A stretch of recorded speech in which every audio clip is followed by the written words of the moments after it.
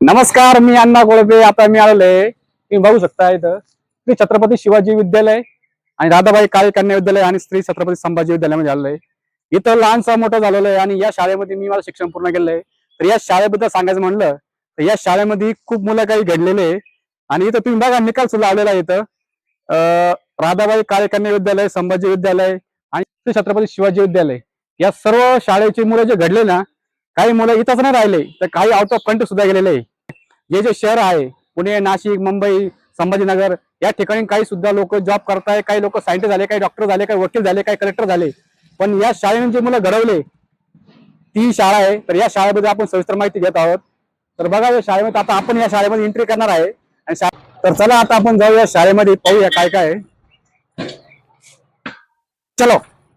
आता आपण पुढे जात आहे. हा वड आहे. आम्ही या वडाच्या पाया पडल्याशिवाय आमचा वर्गामध्ये कधी प्रवेश झाला नाही, कारण आम्हाला एक भीती असायची सर मारतील म्हणून आम्ही ही वडाची साल घ्यायचो आणि खिशात ठेवायचो आणि पाया पडून जायचो. हा आमचा भ्रम होता, तो आता दूर झालाय जसं आम्ही मोठे होत चाललोय. लहानपणी कोणती जात धर्म द्वेष करीत नव्हता. सर्व एकत्र बसायचे, आनंदाने खेळायचे, डबा खायचे, अभ्यास करायचे आणि सरांशी निवांत गप्पा मारायचे. फ्री वातावरण होतं तेव्हा.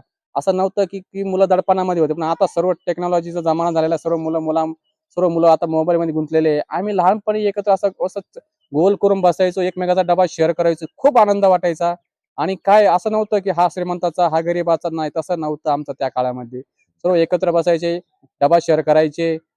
आणि या शाळेमध्ये खैनार सर आम्हाला शिकवायला होते 1ली ते 4थी पर्यंत. ब तुकडीमध्ये होतो मी. आणि आमचे नंतर दरेकर सर, खाडे सर आणि त्यावेळेस प्राचार्य खोत सर होते. आणि खोत सरांनी खूप सारं सहकार्य केलेलं आहे मुलांसाठी. आणि हे महात्मा गांधी वसतिगृहाला होतं. इथं तुम्ही जे बघता इथं आता हे वसतिगृह आहे. हे शेख सरांच्या अंडरमध्ये होतं आणि हे वसतिगृह म्हणजे इथं जे गरिबाचे मुलं होते ते इथं शिकायचे, खाणं पिणं राहणं सगळं फ्रीमध्ये होतं.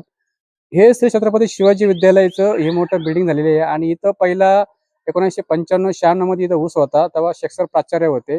नंतर नागपूर सर यांनी पाठपुरावा करून इथं मोठं ग्राउंड बनवलं. आता इथं तिन्ही शाळा मिळून जे झेंडावंदन असतं, 26 जानेवारी असो, 15 ऑगस्ट असो किंवा सांस्कृतिक कार्यक्रम असो किंवा कोणतं व्याख्यान वगैरे, इथं सर्व कार्यक्रम इथं या ग्राउंडवर घेतले जातात सामूहिक. आणि याचा 26 जानेवारी आणि 15 ऑगस्टला आहे ना, श्री विजय जेजुकर सर आहे ना, एवढी प्रॅक्टिस करून घ्यायची मुलांची. मग ते संभाजी शाळेचा असो, कन्या शाळेची मुली असो किंवा शिवाजी शाळेचे विद्यार्थी असो, त्यांच्याकडून सर्व करून प्रॅक्टिस करून घ्यायचे. आणि तुम्हाला मिशन सांगतो मित्रांनो, लहान काय मित्रांनो, आज आपल्याकडे पैसा खूप आहे, पण आपण करोड रुपये देऊन सुद्धा आपण ते जेवण शाळेचे विकत घेऊ शकत